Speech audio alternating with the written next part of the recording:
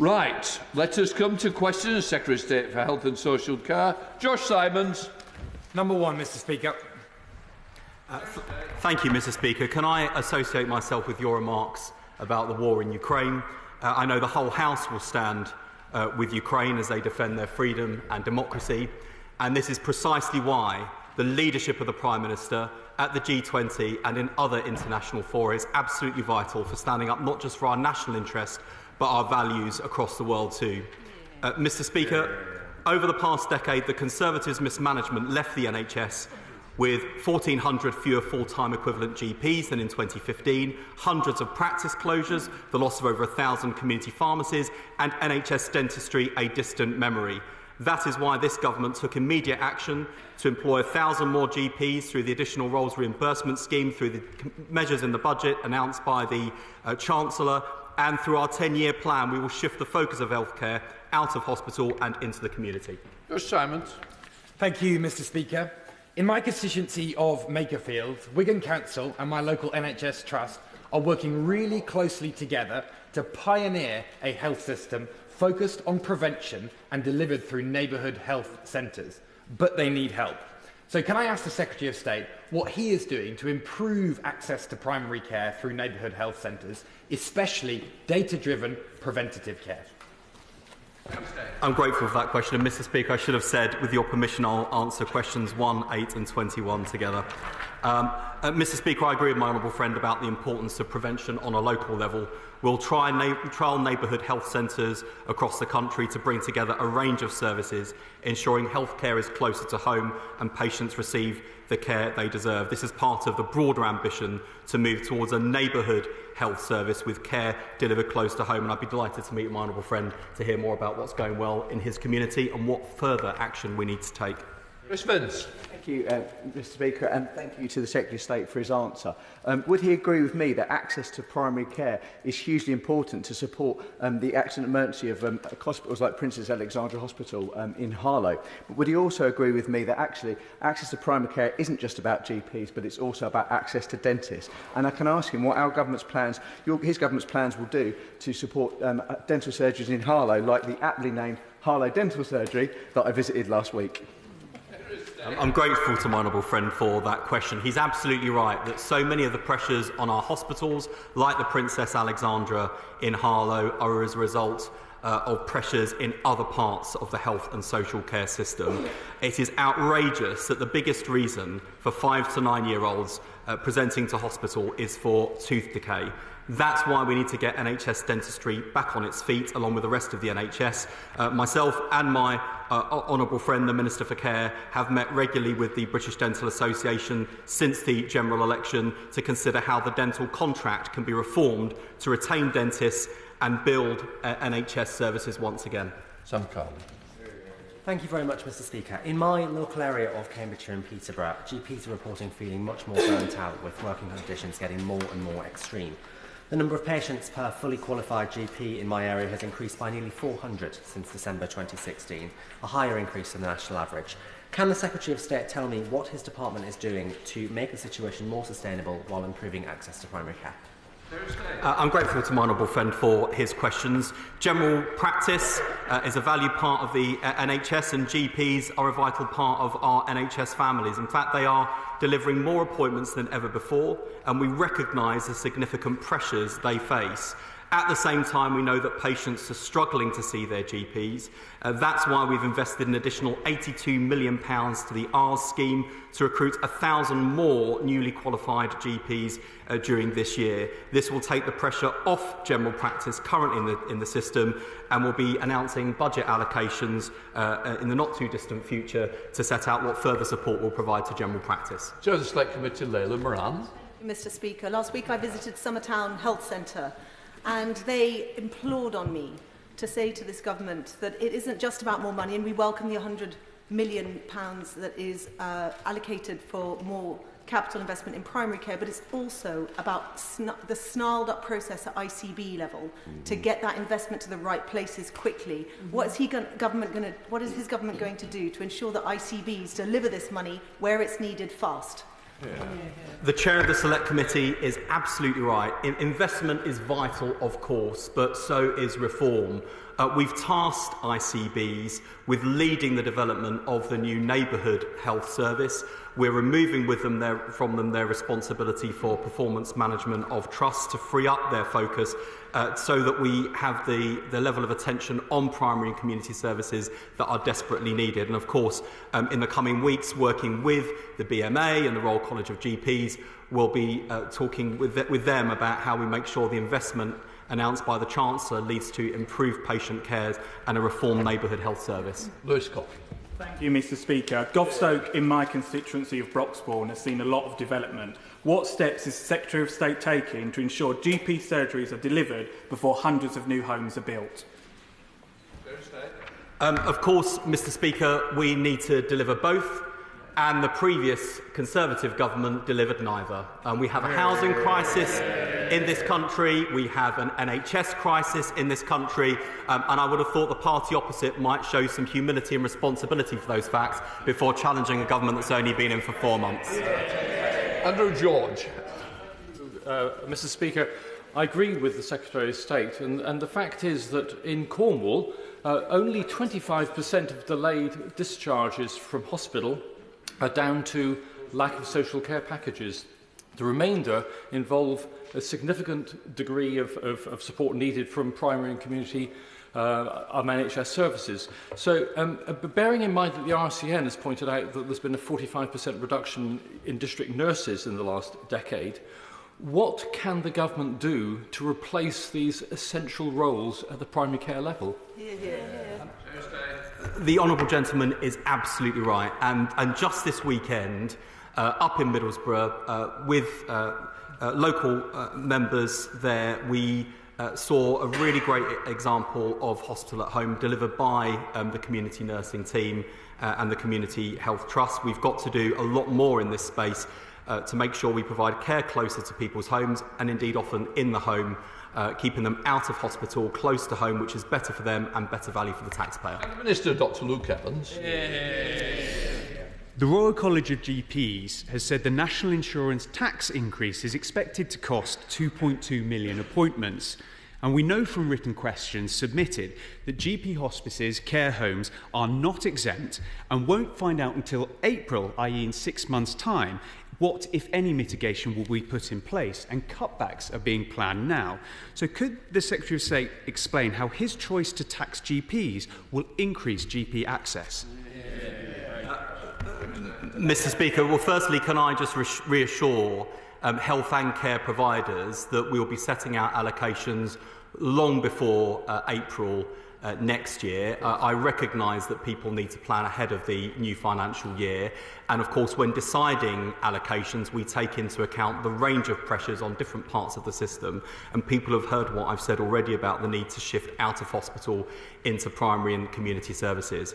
What I would say to the party opposite, he talks about choices, they seem to welcome the £26 billion investment but oppose the means of raising it. I'm afraid they can't do both. If they support the investment, they need to support the way in which we raise the money. If they don't support the way in which we raise the money, they need to spell out how they would raise it, or be honest about the fact that if they were still in government, they would continue to preside over mismanaged decline. Dr Luke Evans.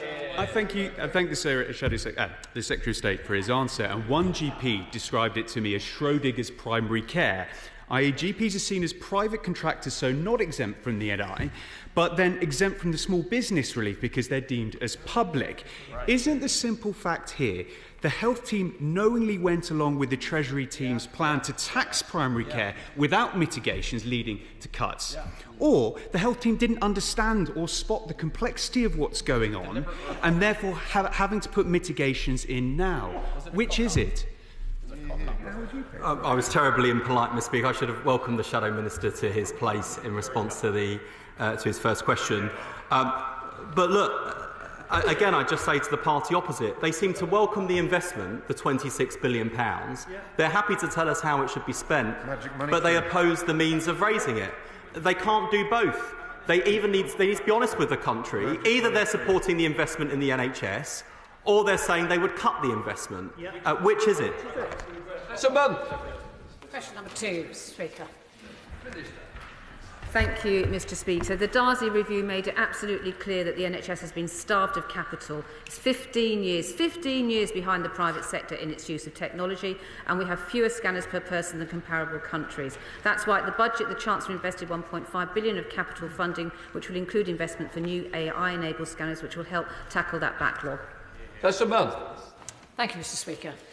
Somerset and residents in North Somerset as well, in my part of the world, recognise the £70 million that's been granted for new radiotherapy machines that was announced in the budget. That will fund up to 30 machines. However, there are 70 machines that are going to pass their sort of sell-by date, their 10-year recommended life, by the end of this year. Can the Secretary of State and the Minister agree to meet with Radiotherapy UK, who want to highlight the huge costs and benefits of having a more consistent rolling programme of machine maintenance and replacement in the NHS 10-year plan? The Honourable Lady highlights an important issue with regard to the lifetime of some of these machines, which we are now addressing, finally, after the last 14 years of these issues not being addressed, including support to make sure that they work properly. Officials meet regularly with Radiotherapy UK, and the department values their input. If there are specific incidents that she wants to highlight, I'm happy to respond to her. Deirdre, Costigan. Thank you, Mr Speaker. Does the Minister agree that the NHS cannot continue to rely on outdated and obsolete equipment? It's ridiculous that GPs still use pagers and hospitals communicate with each other using fax machines. After 14 years of decline under the previous government, will she now commit to bringing our NHS into the 21st century?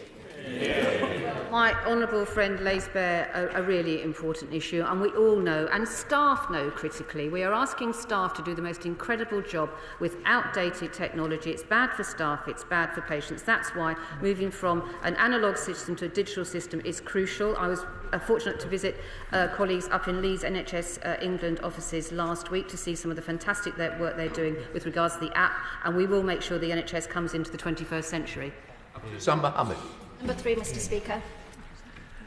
Mr Speaker, Lord Darcy found that mental health waiting lists have surged, with more than 100,000 children waiting a year for their first appointment. That's why we'll recruit 8,500 more mental health workers, provide access to mental health support in every school, and roll out Young Future hubs in every community. And I'm delighted to tell my honourable friend that a bill to modernise the Mental Health Act was introduced into the other place on the 6th of November. A promise we made before the election, a promise kept. Thank you, Mr Speaker. I welcome the Minister's comments. My brother has very complex mental health needs. We know firsthand the difficulties as a family in not only accessing the services, the long waiting times, but the challenge in having support staff who are not constantly on a churn, and the lack of community-funded support services. Our experience, Mr Speaker, is no different to that of many other families. Will the Minister meet with me to discuss how we will make mental health services more accessible in communities, invest more in preventative services, and fund more community-based provision? I'm very pleased to meet with my honourable friend, Mr Speaker. This government thinks it's unacceptable that too many people are not receiving the care they deserve, and we know that waits for mental health services are far too long. We are determined to change that with the measures I set out in my opening. And also, the government has introduced NHS 111 for mental health, so that people who are in crisis or who are concerned about a family member or loved one can now call 111 and speak to a trained mental health professional. Josh Babrinda.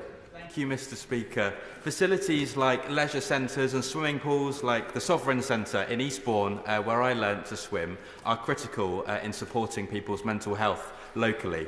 Will the Minister therefore support me in putting pressure on the Department, the Ministry for Housing, Communities and Local Government to expand the criteria of the Towns Fund to allow us to be able to spend it to invest in our leisure centres, sports facilities and fitness facilities for local people? I'm grateful to that question, Mr. Speaker. We are a mission-led government, and of course, tackling health inequalities is a job not just for the Department of Health and Social Care, but for all government departments. And I will be very happy in my bilaterals with ministers in the Ministry of Housing, Communities and Local Government to raise the role that they can play in improving mental health and well-being. Thank you, Mr. Speaker. 14 years of Conservative neglect and incompetence left huge swathes of the east of England as dental deserts. As part of our 10-year plan, we will be working with NHS England to assess the need for more dental trainees in areas such as the east of England, where we know many people are struggling to find an NHS dentist. I am aware of the UEA's plans to open a dental school, and I met with MPs from the east of England, including the honourable gentleman, recently to discuss that process. I would encourage the UEA to continue with their bid for a new dental school. Thank you, Mr. Speaker. The Minister well knows that there's a lack of dentists in the east of England because there's no undergraduate training facility. The nearest place is either Birmingham or London. He's very kindly mentioned the University of East Anglia. They're ready to go with a new building being built. It's got wide cross-party support, as he also knows from the meeting he had recently. So when's he going to make the announcement? Well, I thank the honourable gentleman for that follow-up, but he'll recall that when we met, it was made clear to him by myself and my officials that the UEA has not yet submitted its bid for a dental school. We said in that meeting, please go back to the UEA, encourage them to submit the bid, and when they do, we will look at it very carefully. Mohammed Yassin. Thank you, Mr. Speaker. Many of my constituents in Bedford are struggling to get an NHS dentist, but I'm also hearing from my constituents who try to book an appointment only to discover they have been removed from NHS list without any warning. The government is committed to improve the dental contract. In doing so, will then show that dentists can no longer drop people from their books, leaving them without any access to care without prior notice. Well, friend, and he's right, to rebuild dentistry in the long term and to increase access to NHS dental care, we will reform the dental contract with a shift to focusing on prevention and the retention of NHS dentists. We are continuing to meet the British Dental Association and other representatives of the sector to discuss how we can best deliver our shared ambition to improve access for NHS dental patients. Chamberlain. Question 5, Mr. Speaker. Thank you, Mr. Speaker. The leadership shown by the Chancellor has enabled her and the government to fix the foundations of the public finances and fill the £22 billion black hole left by the previous government.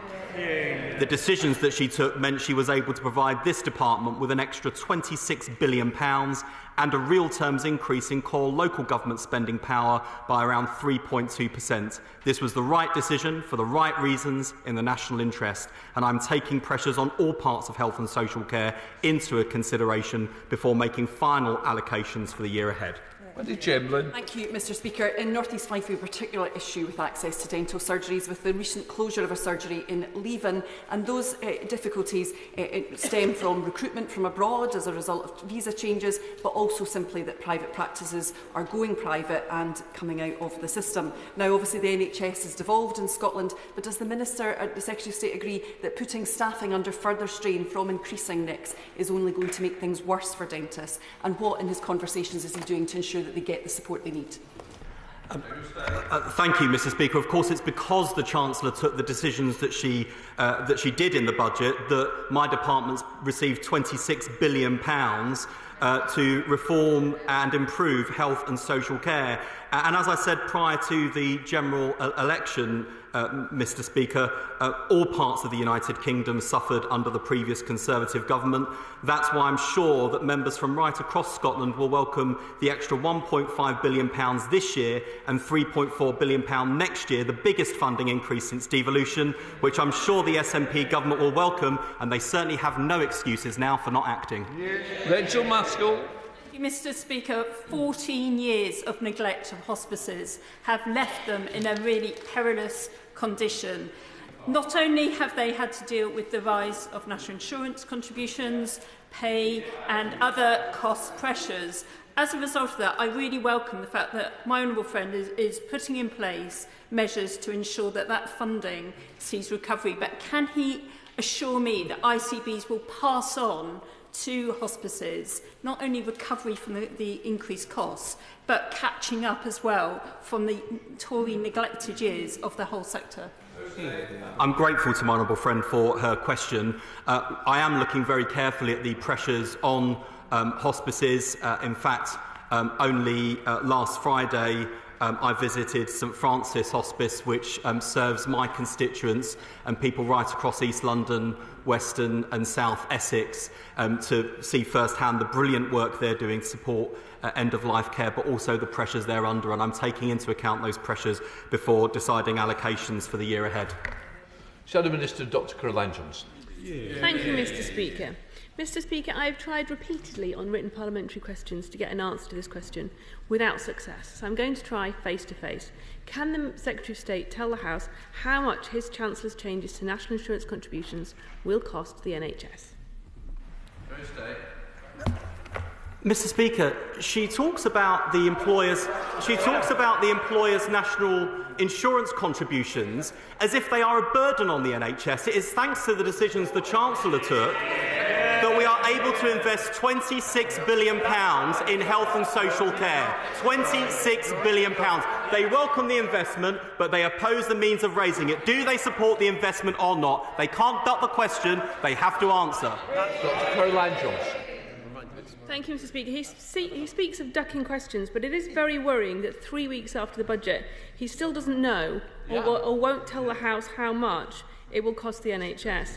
And of course, changes to national insurance contributions don't just affect the NHS directly, but also suppliers, contractors, charities and other NHS care providers. I know, Mr Speaker, that you're a great supporter of your local air ambulance service, as I am of the Links and Notts Air Ambulance Service, who will now need to raise £70,000 extra just to fund this government's ill-advised changes to NICs. 70,000 is a lot of cakes to sell, cars to wash and fun runs to complete. And this is just one example of pressures placed on life-saving services right across the country. Can the Minister confirm he will meet with the Chancellor, explain the disastrous effects of this policy and insist that she reverses it? Mr Speaker, again, I just say to the honourable member, we haven't yet announced how we are allocating the budget for the year ahead. But I just remind the party opposite, it is thanks to the choices that the Chancellor has made in her budget that she is able to invest £26 billion in health and social care. Would they cut the £26 billion this Labour government is investing in the NHS? And if not, how would they pay for it? Welcome to opposition. We come to Liberal Democrat spokesperson Helen Walton. Thank you very much, Mr Speaker. I also wanted to turn to the issue of hospices, because hospices provide essential care for people at the most difficult point of their life and are usually only partially funded by the NHS. Now, Hospice UK says that real terms funding has fallen by 47 million since 2022, and hospices are struggling with this hike in national insurance contributions. Hope House Children's Hospice in North Shropshire is estimating it will cost them £178,000. So can the Secretary of State commit to either exempting hospices from this NIC increase or making sure that they're funded to cover those additional costs? Thank you. I'm grateful to the Liberal Democrat spokesperson for her question. I pay tribute to the Children's Hospice in her constituency and indeed to Haven House Children's Hospice, which serves my constituency. And indeed, Mr Speaker, your very own local hospice. I'm sure that will appear on the record.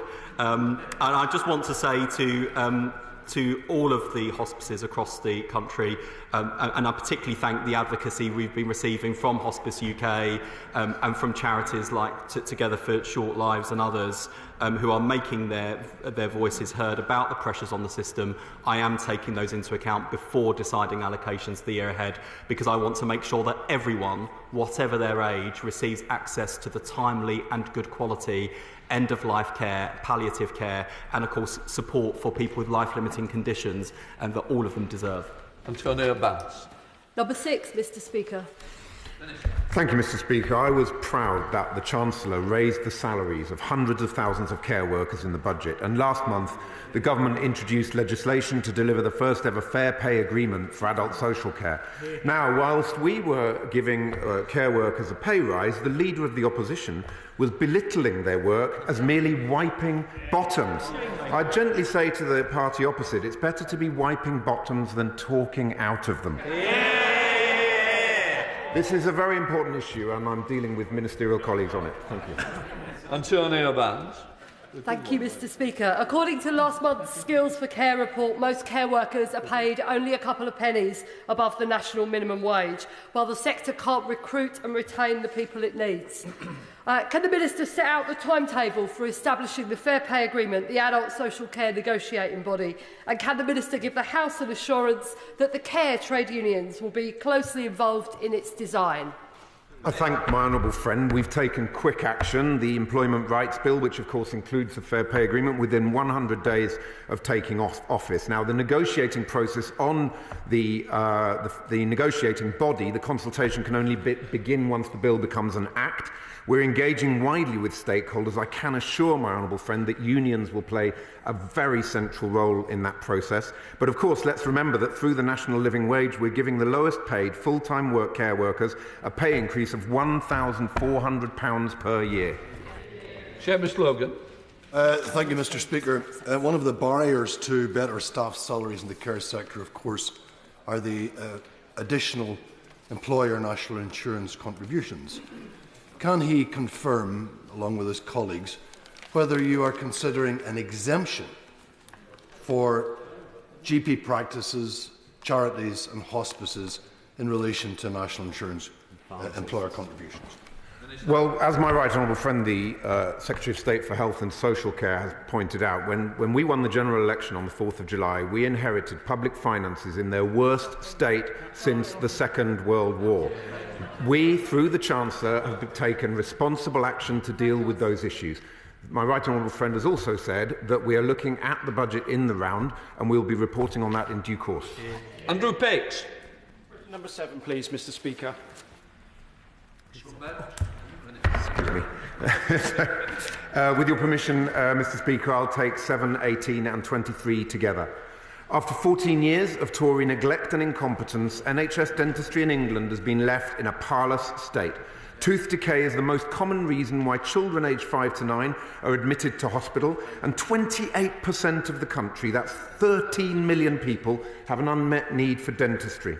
Rescuing NHS dentistry won't happen overnight. We will expand the provision of urgent dental appointments across the country, and we're working with the sector to reform the dental contract to increase access and incentivise more NHS care. Thank you, Mr. Speaker. Yesterday I heard from a disabled constituent who has spent over a year trying to find an NHS dentist with no success. The only solution was to come to London for emergency treatment. This has become a shockingly common story under the last government. As a first step, our ICB is putting 12 extra dentists into Peterborough and surrounding towns to increase access. Could the Minister update the House on progress to tell us how he will improve further access to NHS dentistry?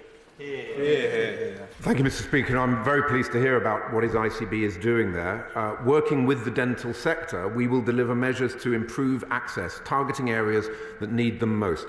These measures include 700,000 additional urgent appointments and reform of the dental contract.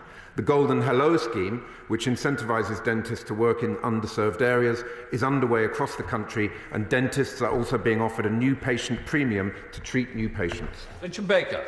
Thank you, Mr. Speaker. Does the Minister agree it's unacceptable that over 40,000 people in Fife are not registered with an NHS dentist? As this government takes action to increase access to dentistry, will he share any learning from this activity with his colleagues in the Scottish Government and urge them to fulfil their responsibilities so people in my constituency can get the dental treatment they need? Responsibility for dental services in Scotland is, of course, a matter for the Scottish Government, but governments across the UK work together to spread best practice and deliver on our common goals. The SNP government, of course, has an extra £1.5 billion this year and £3.4 billion next year through the Barnett formula. I hope that they will prioritise health, including dentistry, and undo some of the damage that they themselves have done to dentistry in Scotland. John Aldridge. Mr Speaker, 37% of 5-year-olds in Weston-super-Mare have enamel or dental decay, a figure well above the national average. The Better Health North Somerset team do amazing work to promote good oral health, but regular dentist checkups are the oral health silver bullet. Could the Minister explain and outline the work he is doing to ensure that children in Western, Wirral and across the country get the dentistry service they so desperately need? Absolutely right to raise this vital issue, and prevention, of course, is always better than cure. So I'm very proud of the fact that we're introducing supervised toothbrushing for 3 to 5-year-olds in the most deprived communities and where there's most unmet need. And of course we're also working to sort out the NHS contracts so that we can ensure that children get the care they need. We come to James Wilde. Thank you, Mr Speaker. Having training locally at the University of East Anglia is important for my constituents, but in the short term, what steps is the Minister taking to speed up the process by which dentists get on the dental performing list so they can work in the NHS and not just privately? And is he also considering bringing in a provisional overseas registration scheme? I thank the honourable gentleman for that question. We are looking at provisional registration. As I also mentioned to his honourable friend earlier, we're very open to the idea of a dental training school at the University of East Anglia. We need to ensure that we push on the full spectrum of all of these measures because there is a crisis in NHS dentistry and we need to get on and fix it. Little Bessie Jack.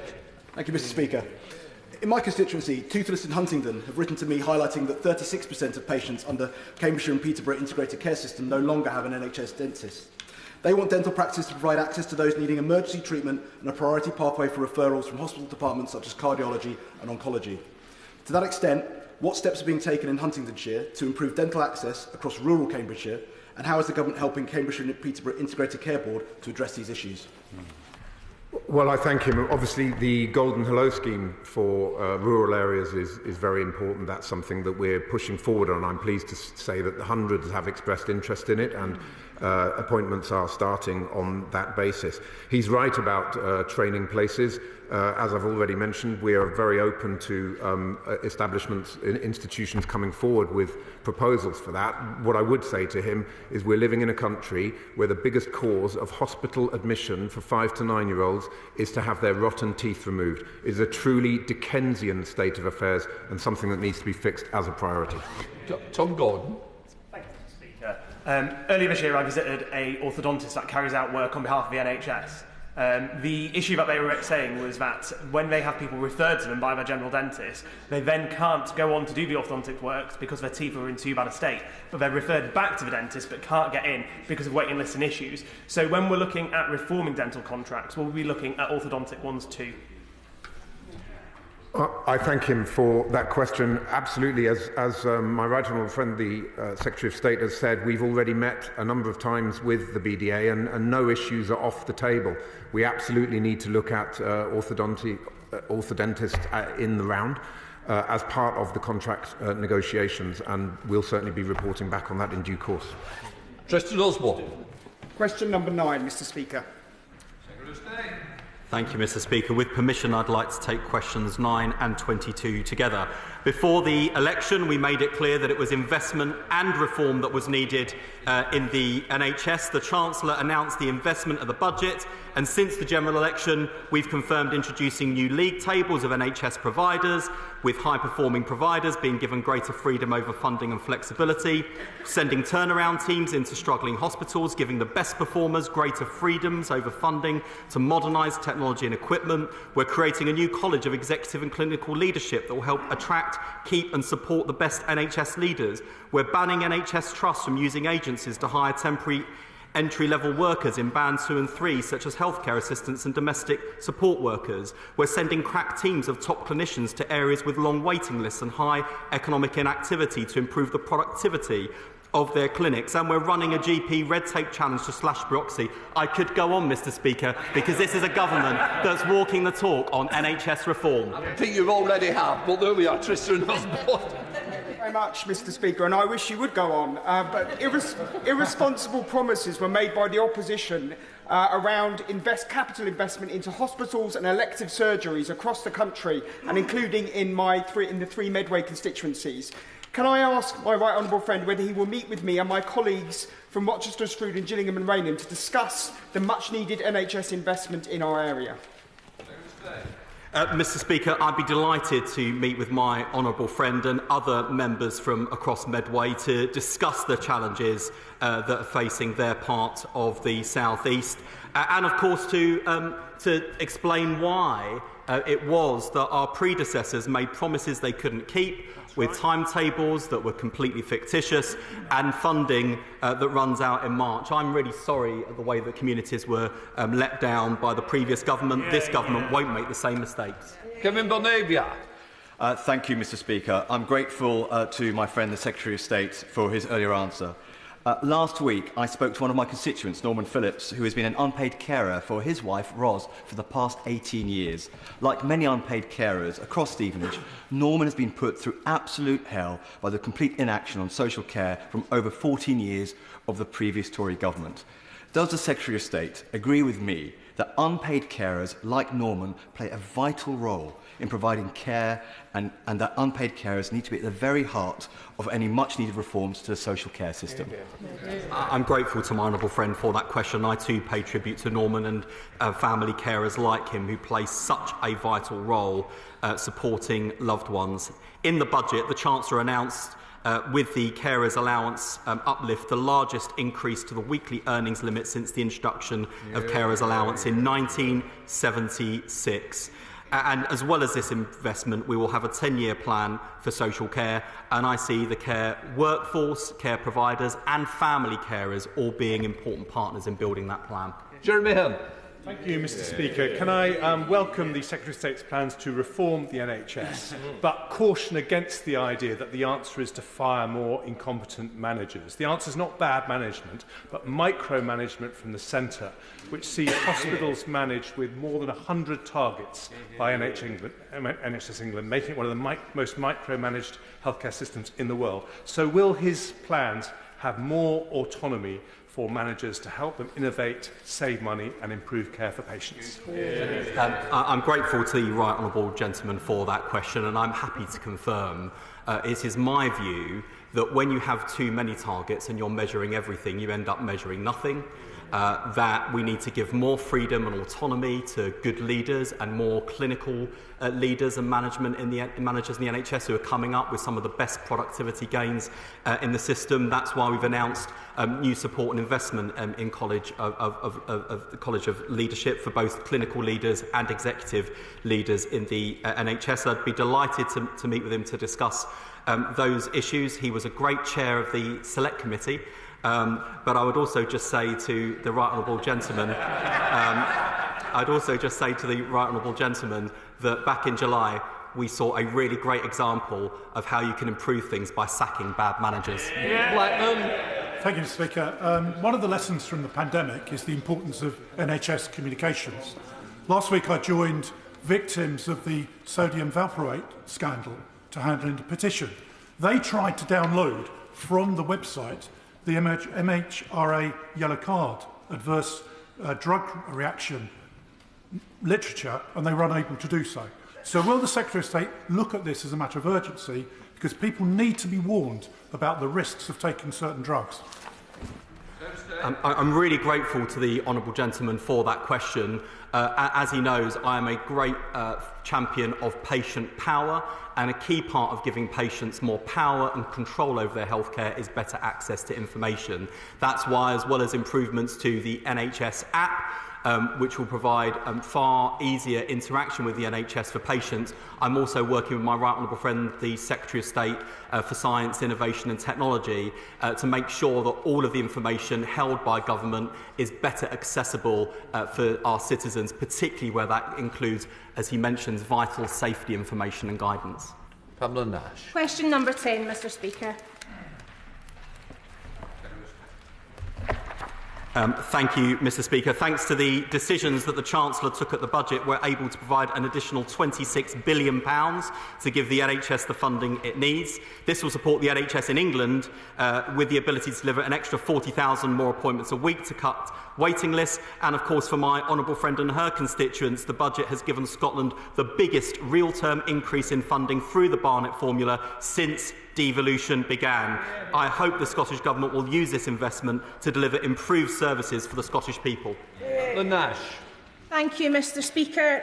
The Labour Party is the party of the NHS, and the significant additional investment that was announced in the recent budget has reaffirmed this.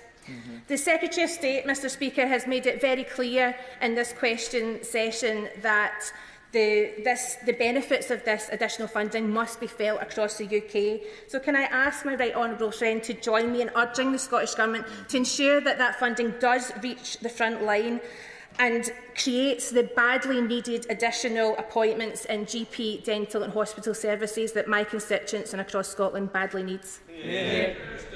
I'm grateful to my honourable friend for her question, and it is thanks to the people of Scotland sending 37 Labour members of Parliament at the last election that not only have they shown that they value the NHS and are demanding change, they voted for change. We're now delivering it thanks to the budget. And so I say to Scottish Government ministers, I said, as they know, before the election, all roads lead to Westminster. We all suffered under Conservative government. Well, now that road is carrying this year an extra £1.5 billion to the Scottish Government. Next year, it will carry an extra £3.4 billion to the Scottish Government, so they've got no excuses not to act. Thank you, Mr Speaker. Approximately 220,000 people currently reside in Solihull Borough, and if government planning reforms go through, these numbers will increase significantly. My honourable friend, the member for Solihull West and Shirley, and I have written to the Health Secretary to discuss the need for infrastructure and A&E services at Solihull Hospital. Will he agree to meet with us to see how we can make this budget work for the people of Solihull? Mr Speaker, I know that, not least because of the mismanagement of the NHS under the last 14 years, that communities right across the country, including his constituents in Solihull, are struggling with poor services and crumbling estates. We'd be happy to receive representations from the honourable gentleman, but he has to level with his constituents. If he wants money spent in his community, then he must support the investment and be honest about the fact that he's supporting the means of raising it. And if he doesn't support the means of raising it, he should tell us where that investment would come from. Let's say we've been very slow to get to topicals. Let's see if we can speed it up. Dan Tomlinson will be a good example. Question number 1, Mr Speaker.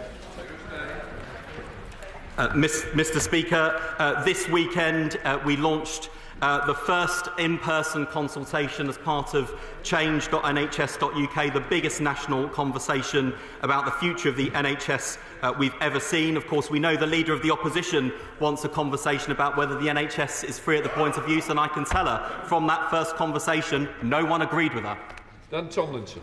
Thank you, Mr Speaker. Earlier this month, I visited Barnet Hospital to see the way in which they're changing the emergency care department there so that more patients can get seen more quickly, freeing up capacity in accident and emergency. So let me ask the Secretary of State what steps this government is taking to ensure that trusts like the Royal Free and trusts across the country can get their support they need through investment and reform to improve patient care.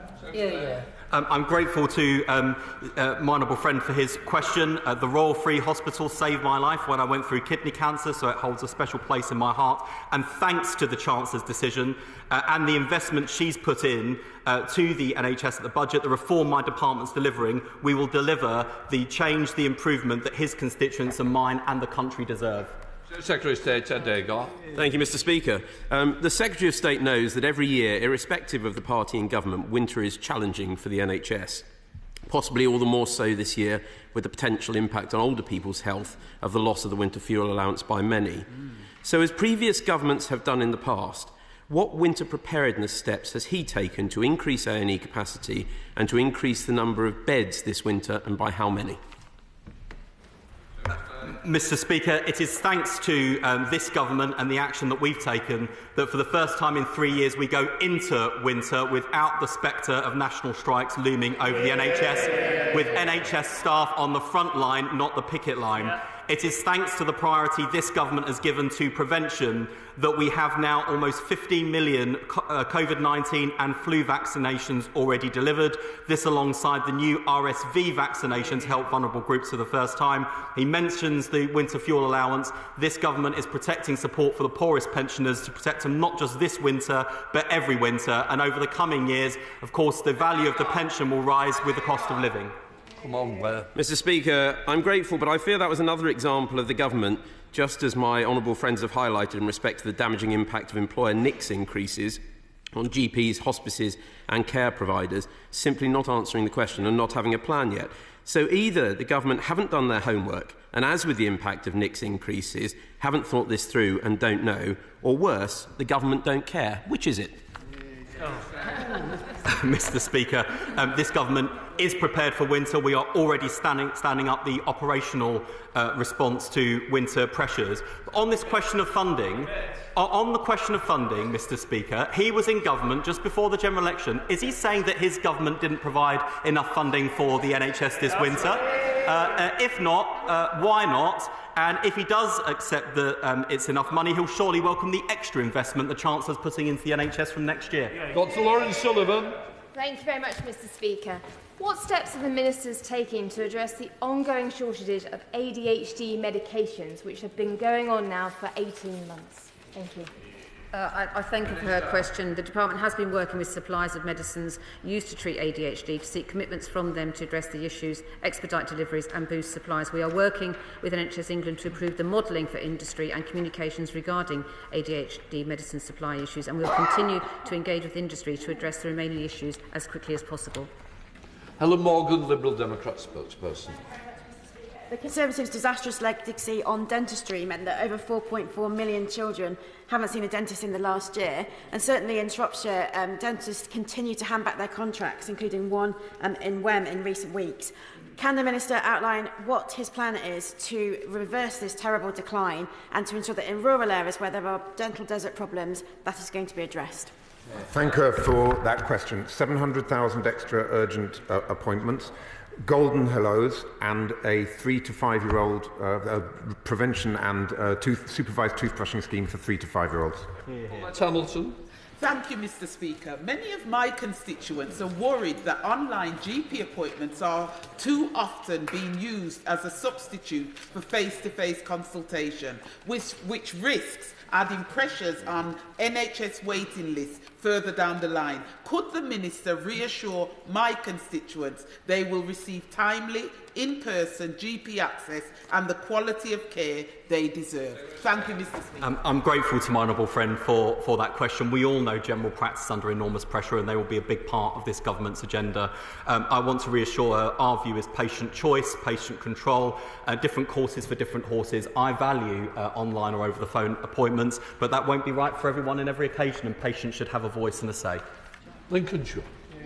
Thank you, Mr Speaker. I recently met a GP who was in the market to hire a new 7 to 8 session GP to meet demand. Following the budget and the increase in the national insurance contribution for employers, he can now only afford a 3 to 4 session GP. What advice does the Secretary of State have for my friend the GP? I would say to GPs who are thinking about staffing for the next financial year, hold tight and wait for funding allocations shortly so that they can make informed decisions about staffing and care for patients. Thank you, Mr Speaker. On the doorstep in Bristol North East, people regularly talk to me about the difficulties that they have getting a GP appointment. So can the Minister assure primary care services in my constituency, like the Kingswood Health Centre, that the budget will help them and marks the first steps in transforming our NHS? I thank him. We've pledged to bring back the family doctor, and we've already invested an additional £82 million in the additional roles reimbursement scheme to recruit 1,000 more newly qualified GPs in 24-25. We're also committed to fixing the front door of the NHS, for example, through £100 million of capital funding that was announced in the budget. We're fully aware, though, of the pressures, and we will set out further details on funding allocations for next year in due course. Charlie Maynard. Thank you, Mr Speaker. Please can the Secretary of State give a clear date by when QR codes will be incorporated into the NHS app at the point of care, thereby making the process faster and safer, as highlighted to me by Dr. Steve Bright at the Windrush Health Centre in Witney? I might resist the invitation to give him a specific date today, Mr. Speaker, but he makes a valuable point about the ease of use of the NHS app, and I'll write to him further on that point. Mark Ferguson. Speaker, Usher syndrome is a rare inherited disease that can lead to both deafness and blindness, and as the chair of the APPG, I've met with many of those who suffer with Usher syndrome. So what assessments has the department made of the adequacy of support for those suffering from Usher syndrome and also their family members? I'm very grateful to my honourable friend. The UK Rare Diseases Framework aims to improve the lives of people living with all rare diseases. I'm more than prepared, Mr. Speaker, to meet with my honourable friend so that we can look at the adequacy of support available to people with Usher syndrome. Sir Alden. Thank you, Mr. Speaker. Last Friday, I met with GPs at the Fairhill Medical Practice in North Kingston in my constituency, and they've told me that the increase in national insurance contributions is going to add £50,000 a year to their costs. Can the Secretary of State tell me whether GPs can expect to see, across the board, a cut in the NICs payable by GPs to help them manage to continue to deliver services for families in the area? Thank you, Mr. Speaker. We've not yet announced allocations for general practice the year ahead, and of course we're taking into account all of the pressures that general practice is under. On to Becky Cooper. Thank you, Mr. Speaker. The renewed focus on prevention in our health system is very welcome, but under the previous government, the public health grant that facilitates much of this work was cut by 28%. Has the Minister, in partnership with the Treasury, considered when we might be able to address this public health funding issue, essential for enabling progress in prevention? We'll confirm the 2025-26 Local Authority Public Health Grant allocations in due course. Local government, though, Mr. Speaker, plays a critical role in delivering the government's health mission and driving action on prevention of ill health, and we're committed to working in partnership with them to tackle the wider determinants of ill health. Martin Wrigley. Thank you, Mr. Speaker. I've been shocked this week by all of the major GP groups in my constituency detailing their financial situations. They're all close to the edge, considering options of bankruptcy, redundancies, or handing in their contracts. What urgent respite can the SOS give them? I'm grateful to the Honourable Member for that question. I'm in no doubt about the state that general practice was left in by our Conservative predecessors. That's why in making decisions about funding allocations the year ahead, we're taking into account all of the pressures that general practice is under as we're cleaning up the mess left by the party opposite. MacDonald. Thank you, Mr. Speaker. In summer 2023, I spoke to Rachel, who suffers from endometriosis. She was told she might have to wait 18 months for urgent surgery. She is still waiting. In fact, she has had the menopause induced to help tackle her symptoms. Can the Minister tell me what the government is doing to improve the diagnosis and treatment of women like Rachel who have had to wait far too long? Minister. She makes an excellent point on behalf of Rachel and many other women suffering from this disease. We are looking urgently at gynecological waiting lists. They are far too high, including for endometriosis. I welcome the new NICE guidelines. Women's health hubs, we will be looking at those and how they work, and future guidelines will also help women get a diagnosis more quickly and help with her situation. Mr. Speaker, respiratory health conditions are one of the main drivers of NHS winter pressures. Yet only 32% of asthma sufferers in Bath and across the country actually can access the most basic level of care. What will the government do to improve access to basic level of care for the 68% of asthma sufferers who are currently missing out? Mr. Speaker, NICE is currently reviewing its guidelines for the diagnosis, monitoring and management of chronic asthma, and an updated version is due to be published in late November 2024. I am happy to meet with the Honourable Lady to discuss further. Andy MacDonald. Thank you, Mr. Speaker. Women with spinal cord injuries face significant challenges in accessing core health services, including breast screening, cervical screening and gynecological care. Research shows that women with disabilities, including spinal cord, are 30% less likely to attend routine breast screening appointments, in significant part due to the physical inaccessibility of the screening equipment. Will the Minister meet with me and reps of the APPG for spinal cord injuries to discuss these unacceptable disparities and ensure that women receive the equitable and accessible care they deserve? He highlights a shocking example of accessibility for these important services, and I will make sure that the Department responds to him, and myself or my Minister Courier colleague will absolutely meet with him. Stuart Anderson. Thank you, Mr. Speaker. Ludlow Community Hospital in my constituency provides a great service for the local community, but it's restricted by its location and its building.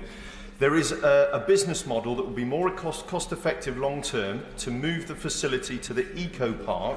And would the Secretary of State meet with me, healthcare stakeholders, and also the League of Friends in Ludlow to take this forward? I'm grateful to the Honourable Member for his question. He is very welcome to make representations to the Department for the capital investment that he is calling for, but of course he should also welcome the means of providing it, which was the Chancellor's decision in the budget. Neil Coyle. This is for their leadership to tackle the record waiting times inherited from the Tories, but can they in turn recognise Guy's and St Thomas's efforts to reduce delays, especially the ENT and paediatric spinal surgery teams? But can the Secretary of State outline measures to protect our NHS from cyber attacks, another issue neglected by the last government but affecting patients in Southwark? I'm very grateful to my honourable friend for his question and pay tribute to the work being done by Guy's and St Thomas's. He is absolutely right to raise this issue of cybersecurity. That's why both the capital investment announced by the Chancellor is welcome and necessary, and why joint working across government, including with security colleagues and my right honourable friend, the Secretary of State for Science, Innovation and Technology, is absolutely vital to keep patients' data information safe and to keep critical systems running. Lee Dillon. Thank you. Thank you, Mr. Speaker.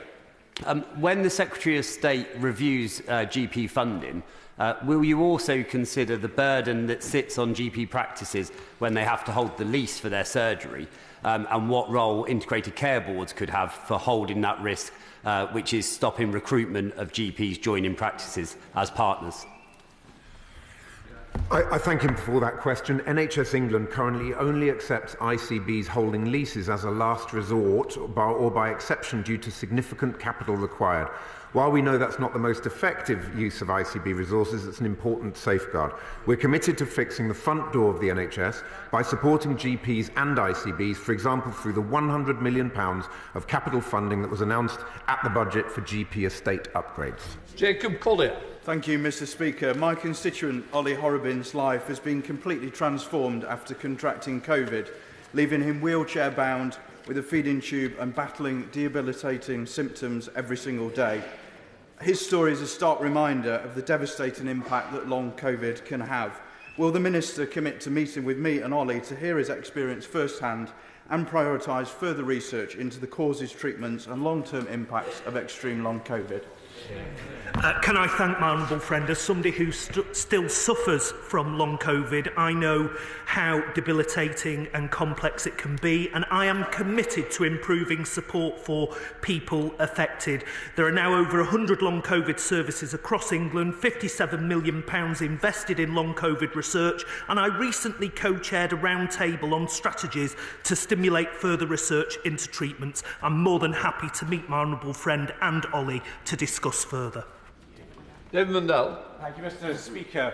Opt-out testing for HIV and A&E has been a great success since it was announced last year, particularly identifying those who are not aware they have the disease or difficult to reach communities. Is the Health Secretary in a position to confirm that the programme will continue? Mr. Speaker, opt-out HIV testing has been a great success so far. Of course, we'll make further announcements on its future in due course. I would just like to say, as a former member of the HIV Commission that made the representations to the previous government, he has me at a real advantage or disadvantage, depending on which side of the spending fence, but I very much welcome the approach taken by the previous government, which this government plans to continue. Lindsley. Thank you, Mr. Speaker. Would the Ministers explain what plans they have, if any, to limit the scope of practice of anaesthetic associates and physician associates, about which there has been such publicity lately? Indeed, there has, Mr. Speaker, and look, I think that medical associate roles can and do play a valuable role in freeing up other clinicians' time to do the things that only they can do, but there are legitimate concerns within the professions about scope of practice, about doctor substitution, and also about transparency for patients. We need to grip this and address it, and we will have a further announcement to make about that very shortly. Richard Holden. Thank you very much indeed, Mr. Speaker. South Green Surgery in my constituency has been given notice by its landlord that it has to move by the end of March next year. Would the Secretary of State meet with me to see what we can do to ensure that if there are other facilities available that they can be provided, or in order to do the best for those local patients? Mr. Speaker, that would of course be a matter for the Right Honourable Gentleman's ICB. I know he's new to the area, so I'm happy to make some introductions. Carl Turner. Thank you, Mr. Speaker. Thank you, Mr. Speaker. My constituent Craig Escrett was diagnosed with MND 12 months ago. He says that the services are there in the local NHS trust, but there is a very distinct lack of coordination. Would the Minister meet with me to discuss what improvements could be made to coordinate those services for sufferers of MND? I'm very grateful to my honourable friend, and I think he raises a real issue here about how we join up the whole of the patient journey. Once diagnosed, need to get appropriate treatment and to get that wraparound care, and I'm more than happy to meet with him and his constituent. Richard Ford. Thank you, Mr. Speaker. At the weekend in Devon, I met a psychiatric nurse who's previously worked in London and has been recruited to the southwest. She doesn't have a start date, and she's still subject to routine checks after waiting for months. Can the Minister seek to expedite these routine checks given waiting lists for mental health? Absolutely, Mr. Speaker, and this is a really good example of why investment needs to be matched with reform to speed things up, to improve productivity and to get staff to the front line where they want to be. Thank you, Mr. Speaker. Last week, the Chief Executive of Forget-Me-Not Children's Hospice visited Parliament with local dad Steve, whose son is supported by the hospice. The hospice provides vital services for families like Steve's, but their services are at risk longer term if we don't have sustainable funding, including the NHS England Children's Hospice Grant. So can the Health Secretary take urgent steps to improve their funding for hospices? I'm grateful for the steps my honourable friend is taking to make representations on behalf of her local children's hospice, both on the floor and indeed outside of the chamber too. I recognise the pressures she describes, and we're determined to help hospices to meet them. Right. Final question, Jim. Thank you, Mr. Speaker. Minister, can the Secretary of State confirm what assessment has been made on the number of women waiting for endometrial surgery across the United Kingdom, and what has been done to reduce the waiting list times? Thank you. Mr. Speaker, as my honourable friend, the Minister for Health, said, that the waits for women on common conditions like endometriosis is far too long. That's why we're taking steps to cut waiting times and stop the merry-go-round of repeat visits to the same clinician getting the same answer until someone finally listens to what the woman has to say. Each question.